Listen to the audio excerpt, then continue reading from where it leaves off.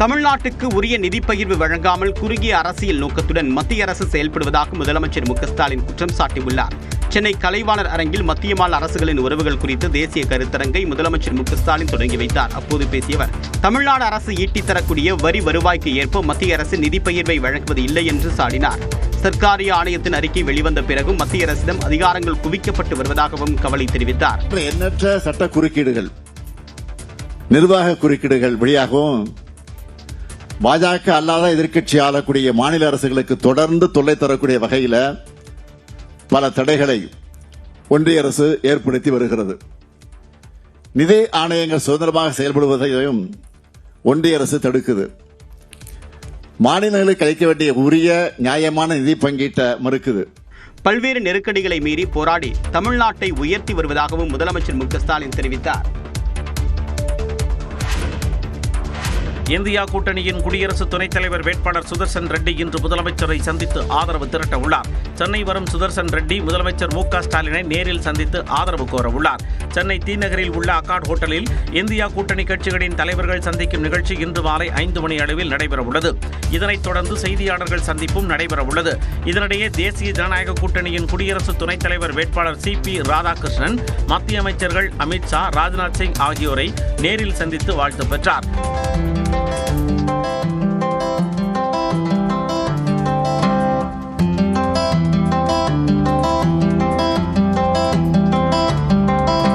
குடியரசு துணைத் தலைவர் தேர்தல் செப்டம்பர் 9ஆம் தேதி நடைபெறவுள்ளது குறிப்பிடத்தக்கது.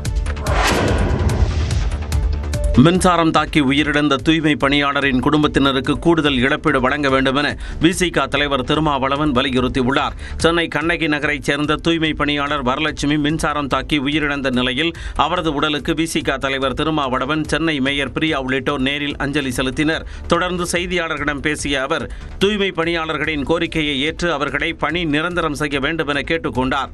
இனி உயிரிழப்புகள் ஏற்படாத வகையில் உரிய நடவடிக்கைகள் மேற்கொள்ளப்பட வேண்டும். அரசு அதிகாரப்பூர்வமாக இந்த தூய்மை பணியாளரின் குடும்பத்தை சார்ந்த பிள்ளைகளின் கல்விக்கு உத்தரவாதம் அளிக்க வேண்டும். அவர்களின் வேலைவாய்ப்புக்கும் உத்தரவாதம் அளிக்க வேண்டும். அவருடைய கணவருக்கு ஒரு அரசு பணியை வழங்க வேண்டும் என்று வலியுறுத்துகிறேன். இதனிடையே வரலட்சுமி உடலுக்கு அதிமுக சார்பில் முன்னாள் சட்டமன்ற உறுப்பினர் கந்தன் அஞ்சலி செலுத்தி அவரது குடும்பத்தினருக்கு கட்சி சார்பில் 50,000 ரூபாய் நிதி உதவி வழங்கினார். தூய்மை பணியாளர்களுக்கு போதிய பாதுகாப்பு உபகரணங்கள் வழங்க வேண்டும் என்று பாஜக மூத்த தலைவர் தமிழிசை சவுந்தரராஜன் வலியுறுத்தியுள்ளார். சென்னையில் மின்சாரம் தாக்கி உயிரிழந்த தூய்மை பணியாளரின் குடும்பத்திற்கு தமிழிசை சவுந்தரராஜன் நேரில் சென்று ஆறுதல் தெரிவித்தார். பின்னர் செய்தியாளர்களிடம் பேசிய அவர், வரலட்சுமி தனது உயிரை தியாகம் செய்து பலரை காப்பாற்றியிருப்பதாக கூறினார்.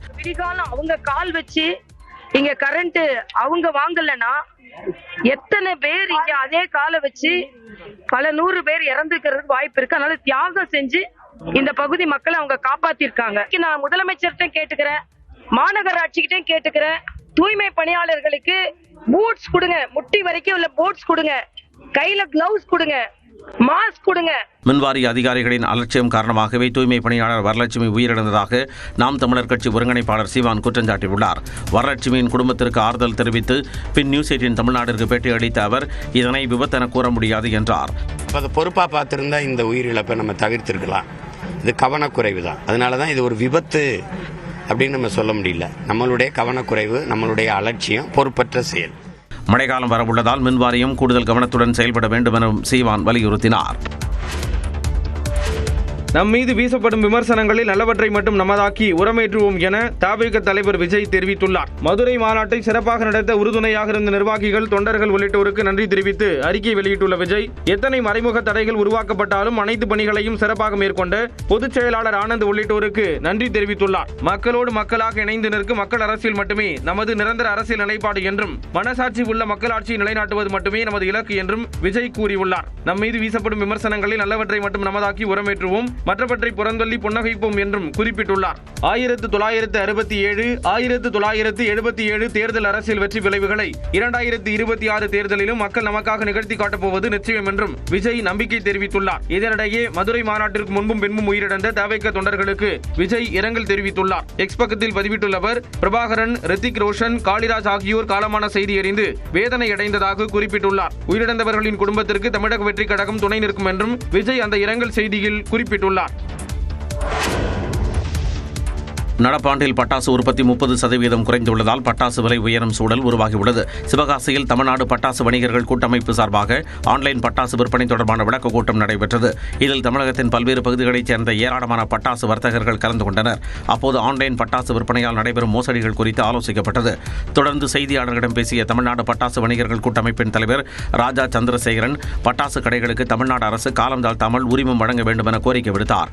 ஆன்லைன் பட்டாசு விற்பனையை தமிழ்நாடு அரசு தடுக்க வேண்டும் எனவும் கேட்டுக்கொண்டார். போன வருஷத்தை கழி இந்த வருஷம் கிட்ட 30% தயாரிப்பு கம்மி. என்ன காரணம்? தொடர் விபத்துகள், அரசாங்கம் எடுக்கிற தொடர் நடவடிக்கைகள், இந்த மாதிரி ரூபா கட்டினேன் இப்ப போட்டோம்னா அந்த வெப்சைட் இல்ல, இப்ப அந்த போன் நம்பர் இல்ல, அந்த மாதிரி சொல்றது நிறைய இருக்காங்க. அது மக்கள் ஏமாறக்கூடாது. பட்டாசு உற்பத்தி குறைந்துள்ளதாக வணிகர்கள் கூட்டமைப்பு தெரிவித்துள்ளதால் விலை உயரும் சூழல் ஏற்பட்டுள்ளது. உத்தராகண்ட் மாநிலத்தில் மீண்டும் ஏற்பட்ட மேக வெடிப்பால் பல்வேறு இடங்கள் கடுமையாக பாதிக்கப்பட்டன. உத்தராகண்ட் மாநிலத்தில் கடந்த வாரம் ஏற்பட்ட மேக வெடிப்பால் பல்வேறு இடங்களில் கனமழை மற்றும் நிலச்சரிவு ஏற்பட்டது. இந்நிலையில் சமோலி மாவட்டத்தில் வெள்ளிக்கிழமை இரவு மீண்டும் மேக வெடிப்பு ஏற்பட்டதால் கனமழை கொட்டியது. இதனால் தாராலி சந்தை வளாகத்தில் வெள்ளம் பெருக்கெடுத்து ஓடியது. மேலும் தாராலி கவால்டாம் சாலையில் நிலச்சரிவு ஏற்பட்டதால் போக்குவரத்து பாதிக்கப்பட்டது. சக்பாத் என்ற கிராமத்தில் குடியிருப்புகளின் மீது மண் சரிந்து விழுந்தது. இதில் குடியிருப்பு வாசிகள் சிக்கியதால் உயிரிழப்புகள் பதிவாகும் என்று அஞ்சப்படுகிறது.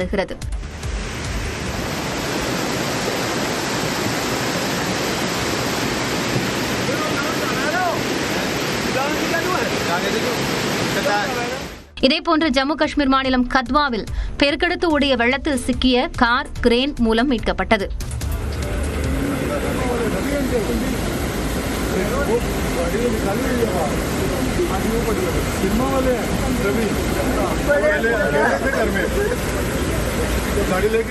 மீட்பு பணிகள் முடுக்கிவிடப்பட்டுள்ளதாக முதலமைச்சர் புஷ்கர் சிங் தாமி தெரிவித்துள்ளார்.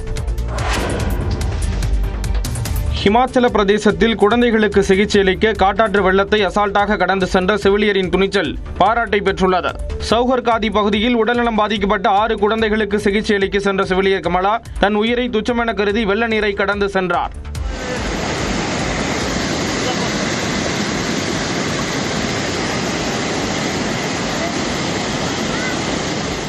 உத்தரப்பிரதேசத்தில் கொட்டி தீர்த்த பருவமழையால் பல்வேறு மாவட்டங்கள் நீரில் தத்தளிக்கின்றன. வாரணாசியில் பெய்த தொடர் மழையால் குடியிருப்புகளை வெள்ளம் சூழ்ந்து காணப்படுகிறது. வெள்ள நீரில் மெத்தை போட்டு ஒருவர் ஓய்வெடுத்த வீடியோ இணையத்தில் கவனம் ஈர்த்துள்ளது.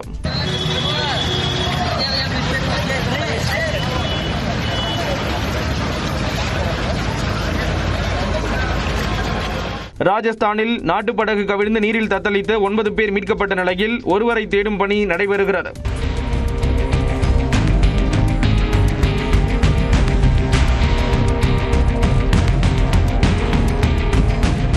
சவாய் மதோபூரில் கொட்டி தீர்த்த கனமழையால் சர்வல் அணைக்கு வரும் நீர்வரத்து அதிகரித்து திடீர் காற்றாற்று வெள்ளத்தால் அதில் பயணித்த நாட்டுப்படகு கவிழ்ந்தது. வட இந்தியாவில் கொட்டி தீர்த்த கனமழையால் ஒடிசா, ராஜஸ்தான், பீகார் உள்ளிட்ட மாநிலங்களில் கடுமையான வெள்ளப்பெருக்கு ஏற்பட்டுள்ளது. பீகார் மாநிலம் நாலந்தா மாவட்டத்தில் வெளுத்து வாங்கிய கனமழையால் லோகன் ஆற்றில் வெள்ளப்பெருக்கு ஏற்பட்டது. இதனால் கரையோரம் இருந்த வீடுகள் வெள்ளத்தில் அடித்துச் செல்லப்பட்டன.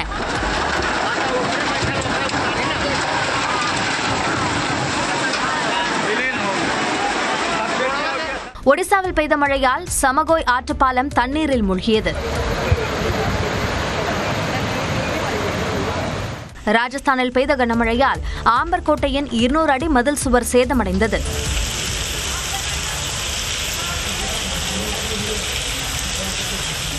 பூந்தி மாவட்டத்தில் குடியிருப்புகளை வெள்ள நீர் சூழ்ந்தது. சாலைகளில் வெள்ளம் பெருக்கெடுத்து ஓடியது.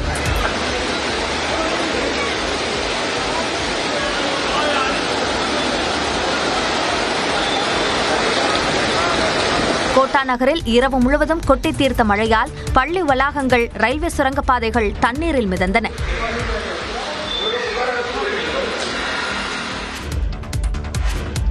பீகாரில் வாக்கு திருட்டு புகார் தொடர்பாக வரும் புதன்கிழமை ராகுல் காந்தி மேற்கொள்ள உள்ள பேரணியில் முதலமைச்சர் மு.க. ஸ்டாலின் கலந்து கொள்கிறார். நிதிஷ்குமார் தலைமையிலான ஐக்கிய ஜனதா தளம் பாஜக கூட்டணி ஆட்சி நடைபெறும் பீகாரில் அக்டோபர் மாதம் சட்டப்பேரவை தேர்தல் நடைபெற உள்ளது. இதனையொட்டி தேர்தல் ஆணையம் மேற்கொண்ட வாக்காளர் பட்டியல் சிறப்பு தீவிர திருத்தத்தில் சுமார் 65 லட்சம் வாக்காளர்கள் நீக்கப்பட்டனர். இதற்கு காங்கிரஸ், ராஷ்டிரிய ஜனதா தளம் கட்சியினர் அடங்கிய இந்தியா கூட்டணி கடும் எதிர்ப்பு தெரிவித்துள்ளது. மேலும் தேர்தல் ஆணையம் வாக்கு திருட்டில் ஈடுபடுவதாக கூறி கடந்த 17ஆம் தேதி பீகாரில் ராகுல் காந்தி பேரணி தொடங்கினார். 16 நாட்களில் பீகார் முழுவதும் சுமார் 1300 கிலோமீட்டர் தூரம் இந்த பேரணி நடைபெற உள்ளதாக காங்கிரஸ் அறிவித்திருந்தது. இந்நிலையில் வரும் புதன்கிழமை பீகார் செல்லும் முதலமைச்சர் மு.க.ஸ்டாலின் ராகுல் காந்தி மேற்கொள்ளும் பேரணியில் பங்கேற்க உள்ளார். கர்நாடகாவில் சட்டவிரோத ஆன்லைன் சூதாட்ட வழக்கில் ஆளும் காங்கிரஸ் கட்சியைச் சேர்ந்த சட்டமன்ற உறுப்பினர் வீரேந்திராவை அமலாக்கத்துறை கைது செய்தது. சட்டவிரோத ஆன்லைன் மற்றும் ஆஃப்லைன் சூதாட்ட வழக்கு தொடர்பாக சித்ரதுர்கா காங்கிரஸ் எம்எல்ஏ வீரேந்திராவுக்கு சொந்தமான இடங்களில் அமலாக்கத்துறையினர் வெள்ளிக்கிழமை சோதனையில் ஈடுபட்டனர். கர்நாடகா மட்டுமின்றி கோவா, மகாராஷ்டிரா, ராஜஸ்தான் உள்ளிட்ட பல்வேறு மாநிலங்களில் சோதனை நடைபெற்றது. வீரேந்திராவின் சகோதரர் நாகராஜ், அவரது மகன் ஆகியோருக்கு சொந்தமான இடங்களிலும் சோதனை நடத்தப்பட்டது. இதில் 1 கோடி ரூபாய் மதிப்பிலான வெளிநாட்டு கரன்சிகள் உட்பட 12 கோடி ரூபாய் ரொக்கம், 6 கோடி ரூபாய் மதிப்பிலான தங்கம், 10 கிலோ வெள்ளி, 4 சொகுசு வாகனங்கள் மற்றும் ஏராளமான ஆவணங்கள் பறிமுதல் செய்யப்பட்டன. இந்த நிலையில் சிக்கிம் மாநிலம் கேங்டாக்கில் தங்கியிருந்த வீரேந்திராவை அமலாக்கத்துறை அதிகாரிகள் கைது செய்தனர். நலன் காக்கும் ஸ்டாலின் முகாம்களில் இதுவரை 1,49,000 பேர் பயன்பெற்றுள்ளதாக முதலமைச்சர் மு.க.ஸ்டாலின் பெருமிதம் தெரிவித்துள்ளார். நலம் காக்கும் ஸ்டாலின் மருத்துவ முகாம் என்ற புதிய திட்டத்தை ஆகஸ்ட் 2ஆம் தேதி முதலமைச்சர் மு.க.ஸ்டாலின் தொடங்கி வைத்தார். இந்த திட்டத்தின் கீழ் ரத்த பரிசோதனைகள், சர்க்கரை நோய், இருதய நோய் என எல்லாவிதமான பரிசோதனைகளையும் அனைத்து தரப்பு மக்களும் இலவசமாக செய்து கொள்ள முடியும். ஒவ்வொரு வாரமும் சனிக்கிழமை நடைபெறும் இந்த முகாம்களில் மக்கள் ஆர்வமாக கலந்து கொண்டு பரிசோதனை செய்து வருகின்றனர். இந்நிலையில் இத்திட்டம் குறித்து தனது எக்ஸ் பக்கத்தில் பதிவிட்டுள்ள முதலமைச்சர் மு.க.ஸ்டாலின் முதல் வாரத்தில் 44,795 மருத்துவ பயனாளிகளும், 2ஆம் வாரத்தில் 48,046 மருத்துவ பயனாளிகளும் பயன்பெற்றுள்ளதாக தெரிவித்துள்ளார். அதேபோல நேற்று 56,245 மருத்துவ பயனாளிகள் பயன்பெற்றுள்ளதாகவும் அவர் பெருமிதம் தெரிவித்துள்ளார். மேலும் மருத்துவ சேவை வழங்குவதிலும் மக்களின் உடல் நலனை காப்பதிலும் தமிழ்நாடுதான் நம்பர் 1 என உறுதி செய்வோம் என்றும் குறிப்பிட்டுள்ளார். கொடைக்கானலில் உடல்நலக் குறைவால் பாதிக்கப்பட்ட பெண் யானை சிகிச்சை பலனின்றி உயிரிழந்தது. வில்பட்டி ஊராட்சிக்குட்பட்ட பல்லங்கி கொம்பை பகுதியில் 1.5 வயது குட்டியுடன் வலம் வந்த பெண் யானை வியாழக்கிழமையன்று அங்குள்ள தனியார் தோட்டத்தில் மயங்கி விழுந்து கிடந்தது. பெண் யானையை யாரும் நெருங்க விடாமல் அதன் அருகே குட்டி யானை பாச போராட்டம் நடத்தி வந்தது. தகவல் அறிந்து வந்த வனத்துறையினர் பெண் யானையிடம் இருந்து குட்டியை பிரிக்கும் முயற்சியில் ஈடுபட்டனர். ஆனால் யானை குட்டியே அங்கிருந்து சென்றது. அதைத் தொடர்ந்து பெண் யானைக்கு கால்நடை மருத்துவர்கள் சிகிச்சை அளித்து கண்காணித்து வந்தனர். இந்நிலையில் பெண் யானை சிகிச்சை பலனின்றி உயிரிழந்தது. தனது குட்டி பிரிந்து சென்றதன் காரணமாக பெண் யானை உயிரிழந்திருக்கலாம் என வனத்துறையினர் தெரிவித்துள்ளனர். தாயை இழந்த யானை குட்டியை வேறு யானை கூட்டங்களுடன் இணைக்க நடவடிக்கை எடுக்க வேண்டும் என்று வனவிலங்கு ஆர்வலர்கள் கோரிக்கை விடுத்துள்ளனர்.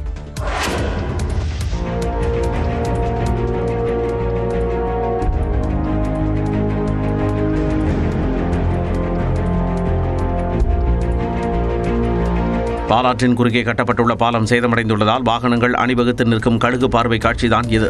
காஞ்சிபுரம் மாவட்டம் செவிலிமேடு பகுதியில் பாலாற்றின் குறுக்கே கட்டப்பட்டுள்ள பாலம் சேதமடைந்துள்ளது.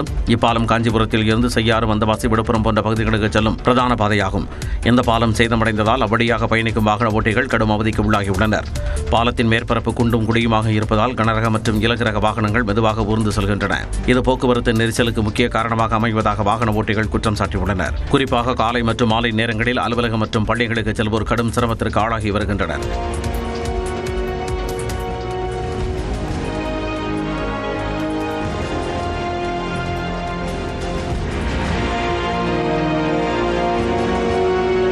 இந்நிலையில் சேதமடைந்த பாலத்தை சீரமைத்து போக்குவரத்து நெரிசலுக்கு நிரந்தர தீர்வு காண வேண்டும் என பொதுமக்கள் கோரிக்கை விடுத்துள்ளனர். 100 ஆண்டுகளை கடந்த பழைய பாம்பன் ரயில்வே பாலத்தை அகற்ற இந்திய ரயில்வே டெண்டர் அறிவித்துள்ளது. ராமேஸ்வரம் தீவை தமிழ்நாட்டு நிலப்பகுதியோடு இணைக்கும் வகையில் கடந்த 1914ஆம் ஆண்டு பிரிட்டிஷ் பொறியாளர்களால் கட்டப்பட்டது பாம்பன் ரயில்வே மேம்பாலம். கடல் மேல் கட்டப்பட்ட இந்தியாவின் முதல் பாலம் என அது பெயர் பெற்ற நிலையில் வயது மற்றும் பராமரிப்பில் உள்ள சிரமங்களை கவனத்தில் கொண்டு புதிய பாலம் கட்டப்பட்டது. நவீன தொழில்நுட்பத்துடன் 2 கிலோமீட்டர் தூரத்திற்கு கட்டப்பட்ட அந்த பாலத்தை கடந்த ஏப்ரல் மாதம் பிரதமர் நரேந்திர